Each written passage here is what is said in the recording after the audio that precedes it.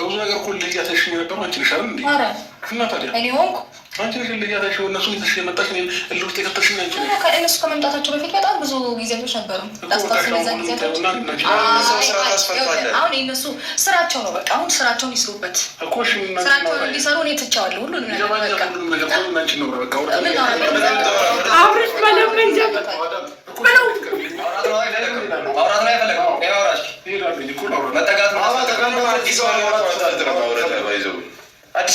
ፖሊሱ ግን ለምንድን ነው መነጽሩን ማታወልቀው? ምንም የተለየ ነገር ማለት እኔ እንደዚህ እንዳላደርግ እኮ በጣም ብዙ ጊዜ ታገልኩኝ። እነሱ ስላሉኝ ይሄ ፍላጎት ነው። በፍጹም አይደለም። ኦኬ፣ ስለዚህ አሁን አንተ እሷ ይሄን የልብ ልብ ተሰጥቶ ነው ከሄርሜላ ጋር ስትወጣ የልጅ አባት መሆንን ረስተሃል። አሁን ችግር የለውም። እኔ ልተው እችል ነበረ፣ ግን ደግሞ እኛ ጋር ሰዓት እየሄደ ነው። ይዘውታል። ምንም ማድረጋቸው ብዙ ስራ ነው ያለን። እናንተ ጋር ማለት ነው። ልንከራከር ምናምን አይደለም የመጣው የምንቀሳቀሰው በዛ ነው። ማቆ የድሮ ፖሊሶች ቆሞ አይከራከሩም። በጣም ብዙ ስነ ስርዓት የሚያስይዙት ገባ። ብዙ ህግ የሚያስቀምጡ ስነ ስርዓት አላቸው። ብትሄድ ነው የሚሻለው። ገባ። አንድ ያዳምጥ ነው ለምጠኛ እንዳወራ እኮ ጊዜ አጥቷችሁ ነው። ከዚህ በላይ ሊፈልግ ጊዜ ይስጡክ። እየሰማኝ ነው። መምጣታችን የሆነ ሚስቴክ ስላለ ነው አይደል? እሺ የለም ስህተት አምጪው ልፈርምልሽ እያልካት ነው አይደል? እሱ ያልፈታ የተከሰስክበት ጉዳይ ታምንበታለህ። ስለዚህ ተባባልን ፕሊዝ። አሁን ራስ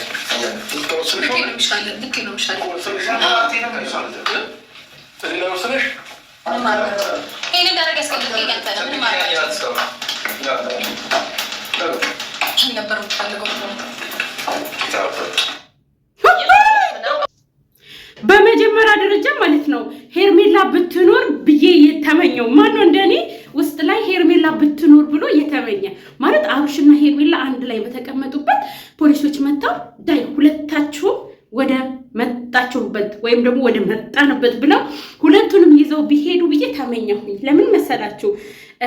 አንድም ፖሊሶች ከአብርሽ ጋር እኩል አንድ ላይ ሆነው ቢያዩት ሞር በጣም አሪፍ ነበረ፣ እሷን ማለት ነው። ምክንያቱም እዚች ጋር አብርሽ ራሱ እንዲሳሳት ያደረገችው ሄርሜላ እራሷ ስለሆነች ማለት ነው። እና ለአንተ ብዙ ነገር ሆናለሁ ብላ አይደል እየቀበጣጠረች የነበረው ሶ ከአብርሽ ጋር ሆና ብትያዝ ደስ ይለኛል። አሁን ራሷን ታሸሻለች። ይሄኔ ብን ብላ አዲስ አበባ መታለች። አዎ ብን ብላ ወይ እዛ ገጠር ዘመዶቿ ጋር ሄዳለች ማለት ነው። እና ደግሞ ፖሊሶች እኔ የድሮ ማለት ነው ስለ ህግ ምናምን አቅ ነበር ትንሽ እያለሁኝ። አንደኛ አንድ ሰው መጥሪያ ተሰጥቶት ከመጣ ከፖሊስ ጋር እንደዚህ ረዘም ያለ ጊዜ ማውራት አይፈቀድም። ይሄንን የሚያወራውን ወሬ እዛ ፖሊስ ጣቢያ ሄዶ ነው የሚያወራው። በቃ መጥሪያ ይሰጠዋል። ይቅርታ ከዚህ የመጣን ሰዎች ነን ፖሊስ ጣቢያ ትፈለጋለህ ይባላል። ከዛ በኋላ ማብራሪያ ቃል ራሱ ቢጠቀም ፖሊስ መልስ አይሰጠውም። ይቅርታ እዛ ሄደ ማውራት ትችላለህ፣ ለኛ አይደለም ለጠራህ የህግ አካል ሄደ ማውራት ትችላለህ ነው የሚባለው። ግን አሁን እዚህ ቪዲዮ ላይ በጣም ብዙ አወሩ፣ ጉዳዩን ተነተኑ። አብርሽ ትላንትና አልፈርምም ያለውን ወረቀት አሁን አምጪ አሁን ልፈርምልሽ አለ፣ ተገፈታተሩ። እንደገና አብርሽ ደግሞ ማስተዛዘኛ ቃላቶችን ተጠቀመ። ሩታ እኔ ላይ እንዴት ጨክነሽ የልጅሽ አባት አይደለም ወይ አለ። እሷም ደግሞ ብዙ ለምኜሃለሁ፣ ብዙ ታግሼሃለሁ፣ በጣም አበዛኸው ምናምን አለች። ኖቤል ደግሞ አፉን ከፈተ። ከሌላ ሴት ጋር ስትወጣ ስትገባ ሚስትነቷን ረስተህ ነበረ፣ የህግ አካል ወደ አንተ ሲመጣ ነው እንዴ ሚስትነት ትዝ የሚልህ ብሎ አለ። ፖሊሶች ደግሞ ገብተው ማብራሪያ ሰጡ። ይሄ ነገር ወዴት ምንድን ነው? የኢትዮጵያ የቡታጅራ ፖሊሶች እንዴት ነው ጉዳዩ? እንዴት ነው እያያችሁት ያላችሁት? ስለ ህግ በጣም ነው የምናውቀው። አጋጣሚ ሆኖ እኔ ክስ ምናምን ፋሚሊ ይከሰሳልና ድሮ አቅ ነበርና እንደዚህ አይደለም። ለምሳሌ አባቴ ሲከሰስ አባቴ ምንም ነገር ማውራት አይፈቀድለትም ነበረ ማለት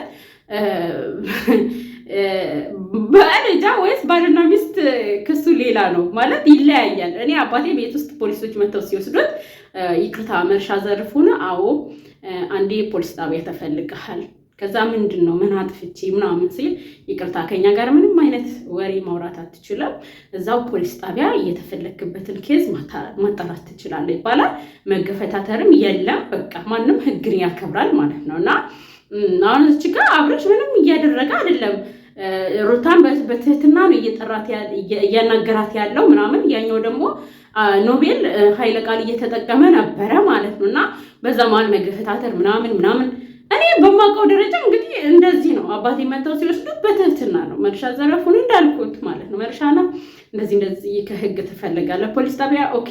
እሱም ጥያቄ ሲጠይቅ ፖሊሱም በትህትና አይ ይሄንን ጥያቄን እዛ ነው የምትጠይቀው ነው ብሎ የሚለውና ጎረቤትም ከተማም ላይ ቢሆን በቃ በምትኖሩት ኑሮ ፖሊሶች ሰውን መተው ሲወስዱ እንደዚህ ነው። ምናልባት ሰውየው ኃይለኛ ለማምለጥ ከሞከረ ለመሳደብ መጥፎ ነገር ለማድረግ ከሞከረ ነው ኃይለ እንትን ስድብም ሆነ ስድብ አይፈቀድም። ባይዞ ግን ተከሳሽ ማንኛውም ነገር እንዳያደርግ እንትን ይባላል ማለት ነው። እና እንዴት ነው እኔ ወደ ዱባይ ከመጣሁ በኋላ ብዙ ነገሮች ተቀይረዋል። የፍቺ አካሄድም ተቀይሯል።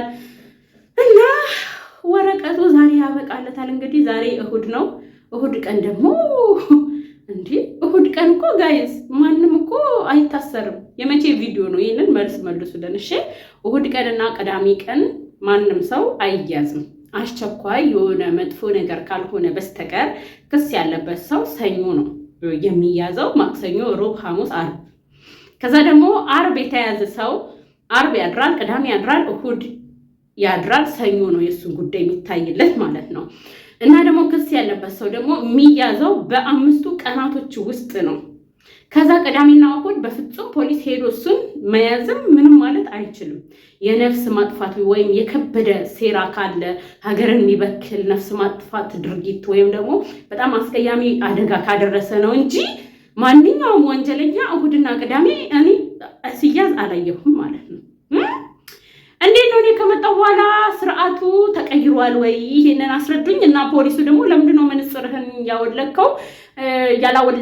ለምንድን ነው ከነመነጽሩ እንትን ያልከው? እና ደግሞ ማለት ነው ብዙ አብራራችሁት ጉዳዩን ማለት ነው። እና በአጠቃላይ ግን ማታ የእውነት እንዲመስል ፖሊስ ተከራይታችሁን ቢሆን ጉቦ ከፍላችሁ አሳዩን፣ ካልሆነ አናምን ብዬ ያልኩትን ነገር ስላደረጋችሁ ስላተገበራችሁት እናመሰግናለን። ቀጥሉበት። አሁንም የፍርድ ቤቱን ጉዳይ ደግሞ ቡታጅራ ይፈቀዳል ካሜራ። ፖሊስ ጣቢያም ደግሞ ታስረህ ሄርሜላ ሽሮ ስታቀብልህ እኔ ሩታ ደግሞ ስታሳስር የተወሰነ አሳየን። ከዛ በመጨረሻ እንደዚህ እየሳኩ እሰናበታችኋለሁ። መልካም ቆይታ። ዛሬ ግን አብርሽ ታሰረ ብያችሁ ነበረ። ይኸው ታሰረ።